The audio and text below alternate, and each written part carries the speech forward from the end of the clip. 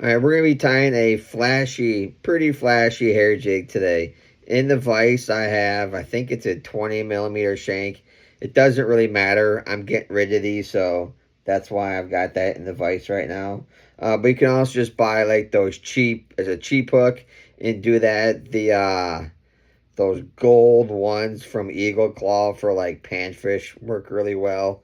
Um, I'm using Vivus 140, and I just tied in some crystal flash that I'm doubling over on itself. I think there's probably close to 40 strands in there right now. This is a pretty flash-tastic jig, so don't be afraid to use a lot. And we're just going to repeat the same process on the bottom. I make a pretty big head on these things. I like to use the head as kind of a hot spot, a little bit more color. But you can make a nice, neat head if you want. But I like making a long, skinny head, kind of to add some more color. Just get that nice and smooth. Cover up all your crystal flash there. The original Kreelex fly, which this is based on, use Kreelex.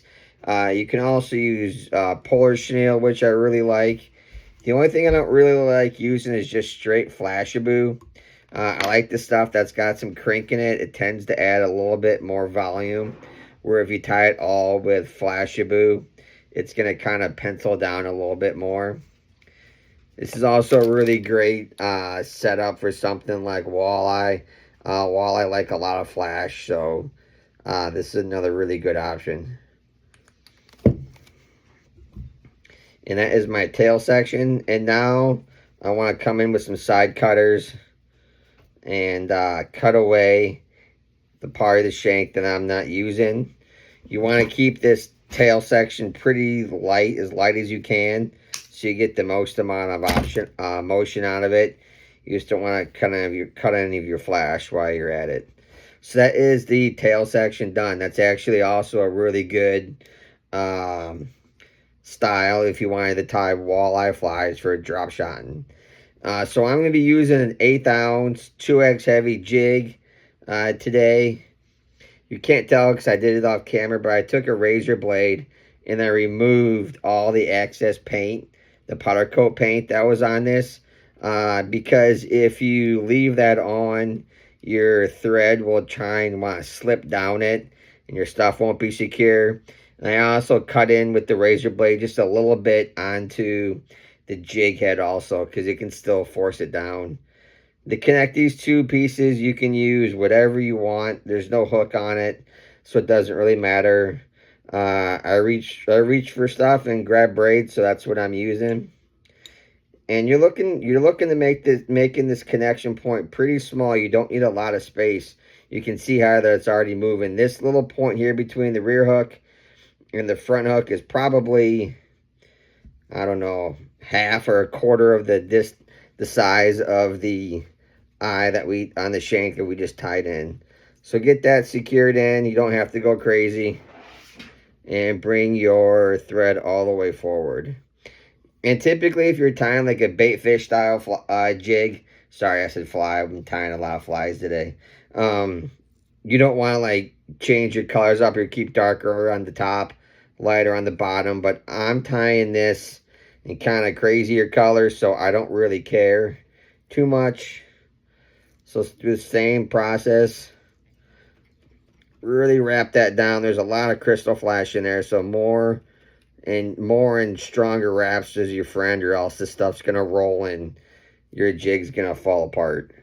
So now this is the belly of the jig, so I do like to come in and loosely trim that up a little bit, so at least we still kind of get kind of a pseudo bait fish profile when we're all done.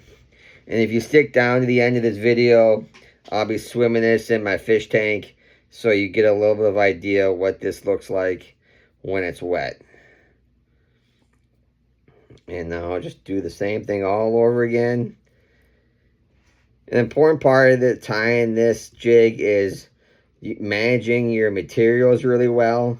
You don't want to just tie in full strips or crystal flash or UV polar flash or whatever you're using, or else you're going to blow through a lot of materials. So I recommend cutting off smaller, narrower sections and wrapping them back on itself. That will afford you less waste and the better use of materials. As you can see with this one, there's hardly any waste because I think I doubled the crystal flash over twice to get this jig done. So come in with some glue.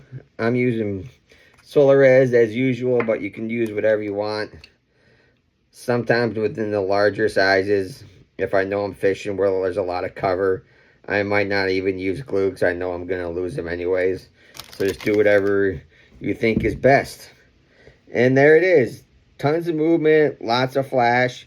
And then if you stick around a few seconds, I'll show you what it looks like. Thanks for watching, and good luck on the water.